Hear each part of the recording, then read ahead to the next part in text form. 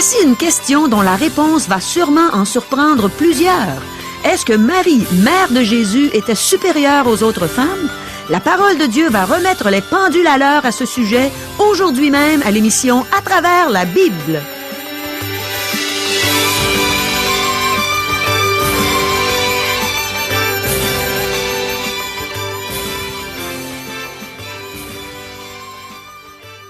Chers auditeurs, pour en savoir davantage sur le contenu de cette émission, vous pouvez contacter en tout temps Radio Espoir via Internet à www.radioespoir.ca ou par téléphone, sans frais, au 1-877-l'Espoir, 1-877-537-7647. Bonjour, ici Caro. On a beaucoup de questions aujourd'hui. Ce qui est merveilleux, c'est que la parole de Dieu va répondre à chacune d'entre elles. Alors les voici. Est-ce que Dieu oublie les serments qu'il fait? Comment une personne démontre-t-elle qu'elle a reçu le salut de Dieu? Est-ce que l'Esprit de Dieu seul est suffisant pour nous donner la force de faire face à la vie?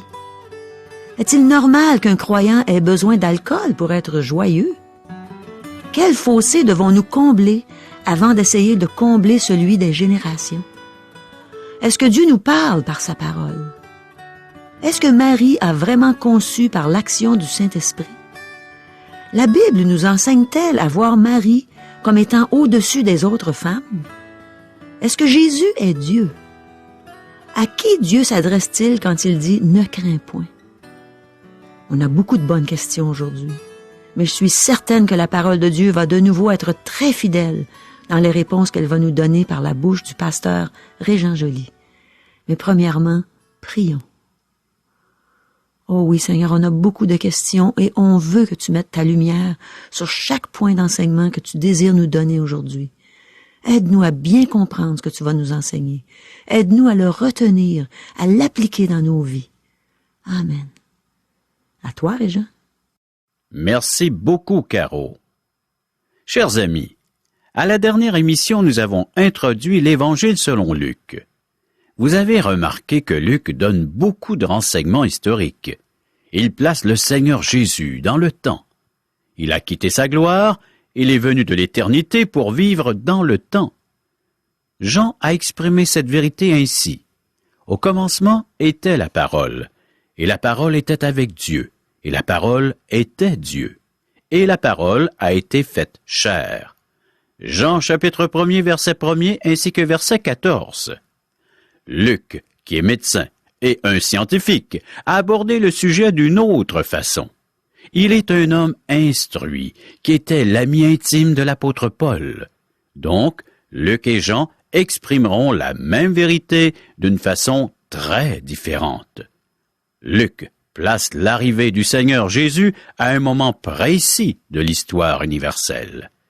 Chers amis, débutons notre lecture. L'Évangile selon Luc, chapitre 1er, verset 5. Du temps d'Hérode, roi de Judée, il y avait un sacrificateur nommé Zacharie, de la classe d'Abia. Sa femme était d'entre les filles d'Aaron et s'appelait Élisabeth. Dieu brise au-delà de 400 ans de silence. Si tous les événements des évangiles étaient placés en ordre chronologique, celui-ci serait le premier. C'est Luc qui recule le plus loin dans l'histoire de la vie de Christ. Il va jusqu'à la naissance de Jean-Baptiste, au moment où l'ange Gabriel annonce à Zacharie qu'il aura un fils alors qu'il faisait le service du temple. Les parents de Jean s'appelaient Zacharie et Élisabeth. Zacharie signifie « Dieu se souvient » et Élisabeth signifie « son serment ». Ensemble, les deux noms font « Dieu se souvient de son serment ». Quand Dieu a-t-il prêté serment? Nous trouvons le serment de Dieu dans le psaume 89, versets 34 à 37. « Je ne violerai point mon alliance, et je ne changerai pas ce qui est sorti de mes lèvres. J'ai juré une fois par ma sainteté. Mentirai-je à David? Sa postérité subsistera toujours. Son trône sera devant moi comme le soleil, comme la lune, il aura une éternelle durée. Le témoin qui est dans le ciel est fidèle. Dieu a juré à David qu'un de ses descendants siégerait éternellement sur son trône. Dieu se souvient de son serment. Dieu se manifeste de façon spéciale après 400 ans de silence. La Bible nous dit que Zacharie et Élisabeth étaient justes devant Dieu. De quelle façon l'étaient-ils? Ils se sont reconnus pécheurs et ils ont offert des sacrifices pour leurs péchés. Verset 6. Tous deux étaient justes devant Dieu, observant d'une manière irréprochable tous les commandements et toutes les ordonnances du Seigneur. Leur manière de vivre confirmait leur salut. Lorsqu'ils péchaient ou commettaient une faute, ils offraient les sacrifices prescrits. Cependant, le fait qu'il n'ait pas eu d'enfant était tragique. Verset 7. Ils n'avaient point d'enfant, parce qu'Élisabeth était stérile. Ils étaient l'un et l'autre avancés en âge. Être sans enfant était une honte pour une femme d'Israël à cette époque, et c'était le cas d'Élisabeth. Zacharie était un prêtre de la tribu de Lévi et devait servir dans le temple. Versets 8 à 12. Or, pendant qu'il s'acquittait de ses fonctions devant Dieu, selon le tour de sa classe, il fut appelé par le sort, d'après la règle du sacerdoce, à entrer dans le temple du Seigneur pour offrir le parfum. Toute la multitude du peuple était dehors en prière à l'heure du parfum. Alors, un ange du Seigneur apparut à Zacharie et se tint debout à droite de l'autel des parfums. Zacharie fut troublé en le voyant, et la frayeur s'empara de lui. Zacharie servait à l'autel des parfums, le lieu de prière. C'était le sacrifice du soir et les fonctions de Zacharie consistaient à offrir le parfum sur l'autel. L'ange lui est apparu soudainement. Il fit ce que nous aurions fait à sa place, et il eut peur. Verset 13. Mais l'ange lui dit, « Ne crains point, Zacharie, car ta prière a été exaucée.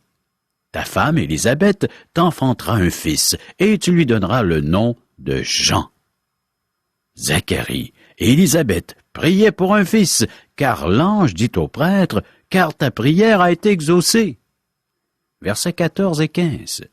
Il sera pour toi un sujet de joie et d'allégresse, et plusieurs se réjouiront de sa naissance.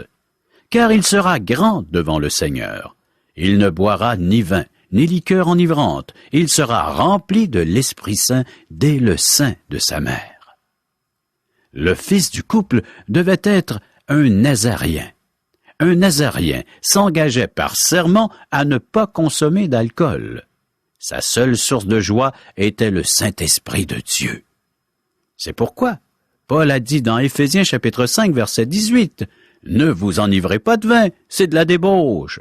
Soyez, au contraire, remplis de l'Esprit. » Que votre source de joie soit le Seigneur, et non la bouteille. Nous avons beaucoup de bébés à la bouteille de nos jours, et je ne parle pas d'un poupon dans sa couchette. Je parle de bébés adultes, assis à un bar sur un tabouret. Trop de chrétiens ont besoin d'un verre pour faire face à la vie. Nous devons nous rendre compte que seul l'Esprit de Dieu peut nous donner la force afin de faire face à la vie. Versets 16 et 17. Il ramènera plusieurs des fils d'Israël au Seigneur, leur Dieu. Il marchera devant Dieu avec l'esprit et la puissance d'Élie, pour ramener les cœurs des pères vers les enfants et les rebelles à la sagesse des justes, afin de préparer au Seigneur un peuple bien disposé. Jean marchait avec l'esprit et la puissance d'Élie, mais il n'était pas Élie. Jean ramènerait le cœur des pères vers les enfants. Jean comblerait le fossé entre les générations. En fait, notre véritable problème n'est pas le fossé qui sépare les générations, mais le fossé qui sépare les adultes de Dieu.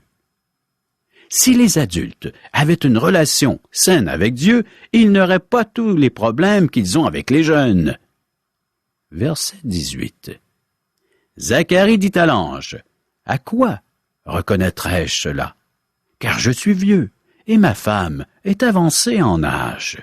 Devons-nous rire ou pleurer en lisant cela? Nous avons ici un homme qui a prié Dieu avec son épouse, afin d'avoir un enfant. Un ange lui apparaît et lui dit que sa prière est exaucée. Que fait Zacharie? Il répond, « À quoi reconnaîtrais-je cela? » Il ne croyait vraiment pas que Dieu répondrait à sa prière. Chers amis, priez-vous de cette façon? Une belle prière mécanique, sans vraiment croire que Dieu l'exaucera. Ceci explique pourquoi nous avons peu de réponses à nos prières. Nous prions sans foi. Zacharie est très humain, et je ne peux m'empêcher de rire car il m'arrive de prier ainsi. Verset 19. L'ange lui répondit, « Je suis Gabriel, je me tiens devant Dieu.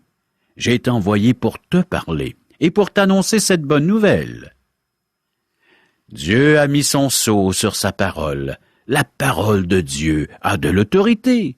Ce que disent Régent et Caro n'est pas important. Par contre, ce que la Bible dit l'est. Dieu nous parle par sa parole.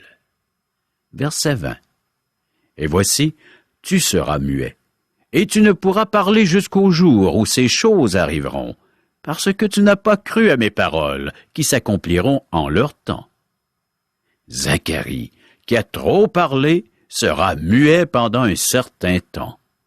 Les incrédules devraient se taire plutôt que d'afficher leur incrédulité. Un incrédule n'a rien à dire sauf de vains discours. Que celui qui croit que Dieu a quelque chose à dire parle. Versets 21 et 22. Cependant, le peuple attendait Zacharie, s'étonnant de ce qu'il restait si longtemps dans le temple. Quand il sortit, il ne put leur parler, et ils comprirent qu'il avait eu une vision dans le temple. Il leur faisait des signes, et il resta muet. Il y a de l'ironie dans ce passage. Zacharie est le premier à recevoir une révélation depuis 400 ans. Il ne peut répéter le message reçu de Dieu car il est muet à cause de son incrédulité. Essayez de vous imaginer les gestes et les mimiques que Zacharie a faites pour essayer d'expliquer ce qui s'est produit devant l'autel des parfums dans le lieu saint. Ce devait être tout un spectacle. Versets 23 à 25. Lorsque ses jours de service furent écoulés, il s'en alla chez lui. Quelque temps après, Élisabeth, sa femme, devint enceinte. Elle se cacha pendant 5 mois, disant, « C'est la grâce que le Seigneur m'a faite quand il a jeté les yeux sur moi pour ôter mon opprobre parmi les hommes. » Zacharie ne pouvait pas parler. Élisabeth devait déborder de joie à cause de l'enfant qu'elle attendait. Elle vivait en recluse. Imaginez combien de fois Zacharie s'est fait dire « Mon chéri, nous allons avoir un enfant! Chéri, je suis enceinte! » Versets 26 et 27. Au 6e mois, l'ange Gabriel fut envoyé par Dieu dans une ville de Galilée, appelée Nazareth, auprès d'une vierge fiancée à un homme de la maison de David, nommé Joseph. Le nom de la vierge était Marie. Maintenant, nous changeons de scène. Nous nous rendons de Jérusalem à Nazareth. Il y a maintenant 6 mois que l'ange a parlé à Zacharie. Maintenant, il apparaît à Marie. Le texte mentionne que Marie était vierge à 2 reprises. Ce détail est important, car l'enfant qui naîtra sera Dieu fait chair. Le Fils, qui sera aussi l'agneau de Dieu qui ôte les péchés du monde, devra être sans péché. Donc, il ne pouvait pas provenir de naissance naturelle. Marie conçue par l'onction du Saint-Esprit. Je n'ai pas d'objection si un non-croyant n'accepte pas le fait que Marie était vierge au moment où elle a conçu du Saint-Esprit. Cependant, j'ai un problème s'il affirme que la Bible n'enseigne pas cela. Celui qui pense que la Bible ne l'enseigne pas a besoin d'apprendre à lire. Luc était un médecin qui a fait des recherches et il a rédigé un récit très précis. Verset 28. L'ange entra chez elle et dit, « Je te salue, toi, à qui une grâce a été faite. Le Seigneur est avec toi. » Les protestants hésitent à faire ressortir le rôle important de Marie, mais ce verset nous dit qu'elle avait la faveur de Dieu. Marie est bénie parmi toutes les femmes, mais pas bénie au-dessus de toutes les femmes. Marie ne fut pas élevée au-dessus des femmes, mais elle éleva la féminité. On reproche souvent à la femme d'avoir fait entrer le péché dans le monde, mais c'est une femme qui a aussi fait entrer le Sauveur dans le monde. Verset 29. Troublée par cette parole, Marie se demandait ce que pouvait signifier une telle salutation. Marie ne comprend pas le sens de la salutation de l'ange. Lorsque le surnaturel et le naturel se rencontrent, il est normal d'avoir peur. Je pense que si l'un d'entre nous voyait un ange, il aurait peur. Pas d'un ange envoyé de Dieu, mais de l'effet de surprise. Versets 30 à 33. L'ange lui dit, « Ne crains point, Marie, car tu as trouvé grâce devant Dieu. Et voici, tu deviendras enceinte, et tu enfanteras un fils, et tu lui donneras le nom de Jésus. Il sera grand, et sera appelé Fils du Très-Haut, et le Seigneur Dieu lui donnera le trône de David son père. Il régnera sur la maison de Jacob éternellement, et son règne n'aura point de fin. » Le français de ce texte est clair et précis. On ne peut mal l'interpréter. Ce texte est littéral. Ceux qui nient la conception par le Saint-Esprit ne croient pas non plus que Christ siégera sur le trône de David, son père. Tous avaient compris que le texte de Luc devait être interprété littéralement. Christ régnera sur la maison de Jacob, et son royaume sera éternel. Ce royaume est réel. Verset 34. Marie dit à l'ange, « Comment cela se fera-t-il, puisque je ne connais point d'homme? » Marie fut la première personne à se poser des questions au sujet de donner naissance à un enfant alors qu'on est vierge. Elle a demandé, « Comment cela se fera-t-il? » La question est honnête. Luc cite l'ange Gabriel qui lui a répondu. Verset 35. L'ange lui répondit, « Le Saint-Esprit viendra sur toi, et la puissance du Très-Haut te couvrira de son ombre. C'est pourquoi le Saint-Enfant qui naîtra de toi sera appelé Fils de Dieu. » Aucun homme n'a participé à la conception de Jésus. Nous avons appris dans le livre du Lévitique que la naissance d'un enfant rendait une femme impure, parce que l'enfant auquel elle avait donné naissance était un être pécheur. Marie apprend qu'elle ne donnera pas naissance à un pécheur, mais à un être saint. L'union d'un homme et d'une femme ne peut que produire un être pécheur. C'est au moyen d'une vierge que Dieu pouvait faire pénétrer son Fils saint et sans péché dans l'humanité.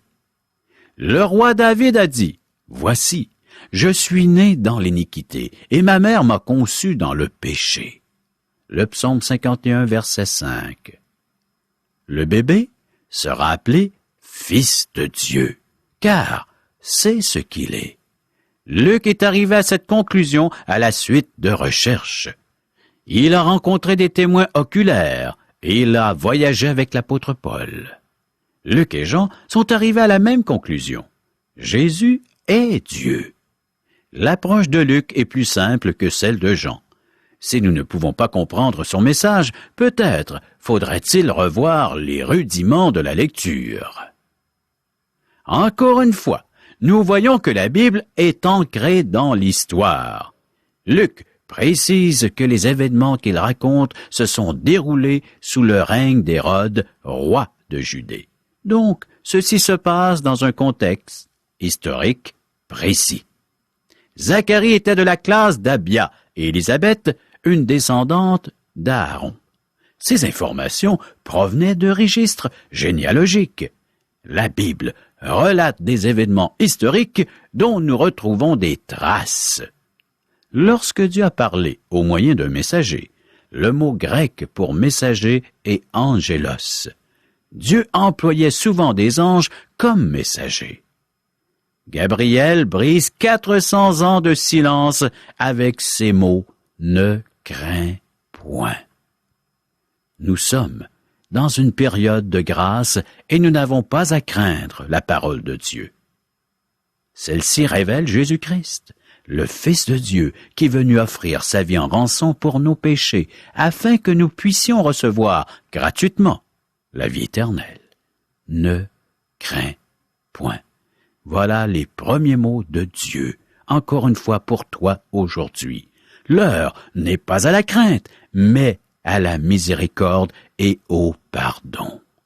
Chers amis, Dieu vous invite à revenir à lui.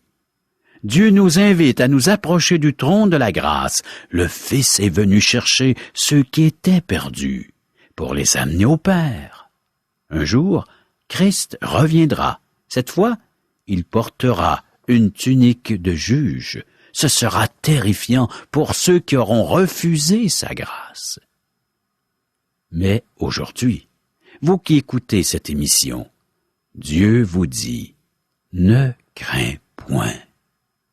Dieu a brisé 400 ans de silence pour manifester sa grâce infinie, son immense miséricorde et son amour éternel. L'ange a annoncé à Marie que l'enfant auquel elle donnerait naissance serait appelé Fils de Dieu et qu'il régnerait éternellement sur le trône de David, son père. Cet enfant a été conçu par le Saint-Esprit. Si seulement nous étions davantage conscients des richesses de Christ et de notre extrême pauvreté, nous nous empresserions d'aller à lui. Cher ami, Dieu t'invite à te rapprocher de lui. Une grâce t'est offerte à l'instant même. Pourquoi demeurer éloigné et séparé de Dieu?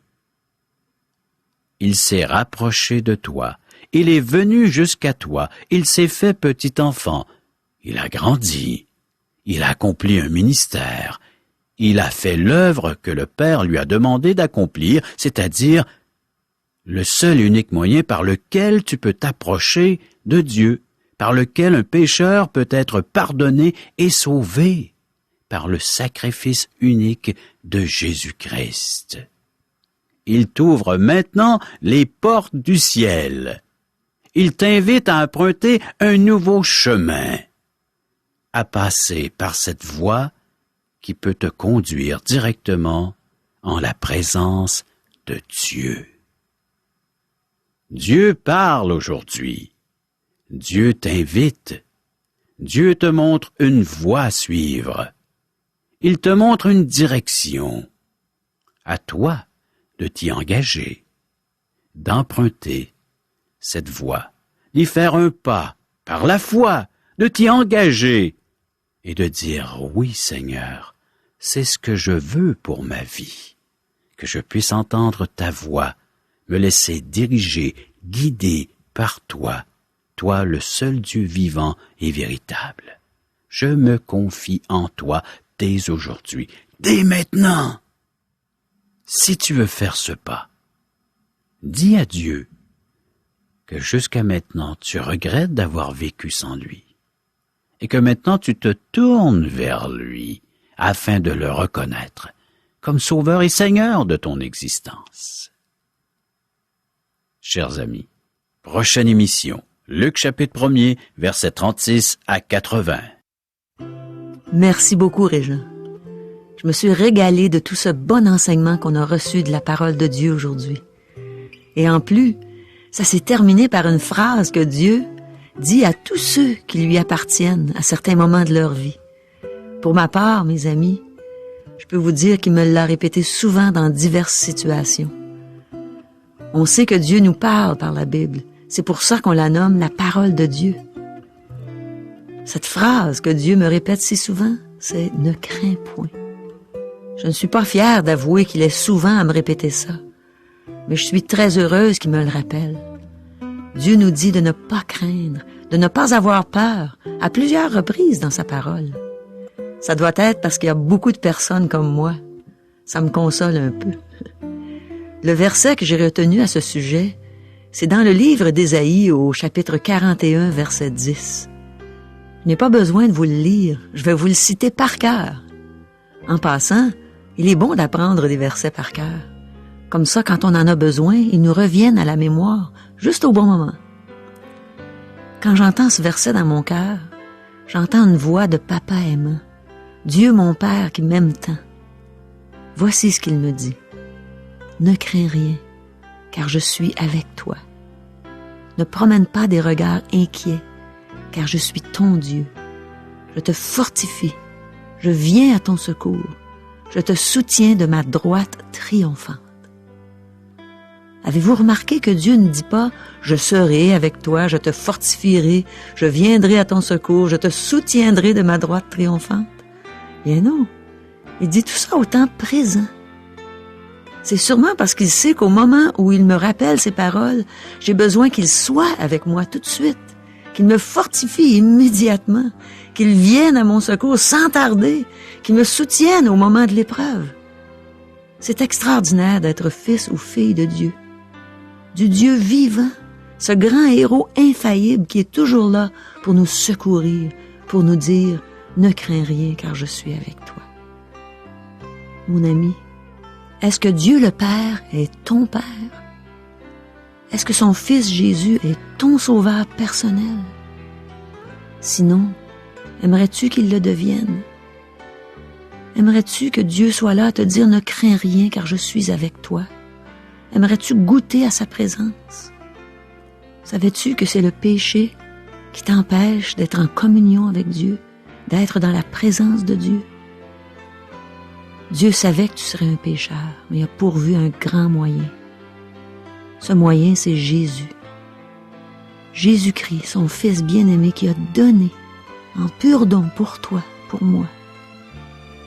Si tu crois au Seigneur Jésus, tu seras sauvé.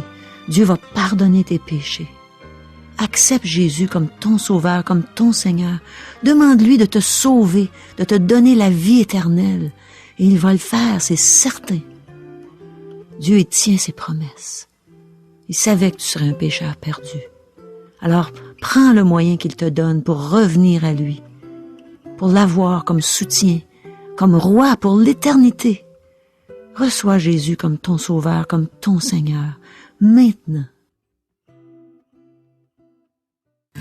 Caro, nous invitons les auditeurs à assister à un merveilleux déjeuner de l'espoir. Pourrais-tu nous expliquer qu'est-ce qu'un déjeuner de l'espoir? C'est justement comme ce que tu viens de dire, Régent, c'est merveilleux. C'est merveilleux parce que, premièrement, les gens viennent prendre un bon déjeuner gratuitement, en compagnie de gens qui vont les aimer, les entourer, et ensuite, on entend un témoignage d'un vécu, le vécu d'une personne, comme toi, Régent. La dernière fois que j'ai entendu ton témoignage, j'ai été épatée. J'ai trouvé ça extraordinaire de t'entendre raconter ce que Dieu avait fait dans ta vie, comment il t'avait transformé, et en même temps, ton sens de l'humour là, qui a transpercé les cœurs et qui a fait rire les gens, qui a fait du bien aux gens. Alors c'est ça, un merveilleux déjeuner de l'espoir. Ça vaut la peine de venir entendre ces témoignages. Et je vous le répète, c'est gratuit. Nous vous invitons donc à venir participer à ces merveilleux déjeuners de l'espoir qui auront lieu à la grandeur du Québec. Comment faire pour savoir où auront lieu ces déjeuners? Vous pouvez nous rejoindre par téléphone 1-877-L'Espoir, 1-877-537-7647 ou via courriel à www.radioespoir.ca ou à notre adresse postale. Radio Espoir, casier postal 34 Charlebourg, province de Québec, le G1G 6P2. Au revoir. Bye bye.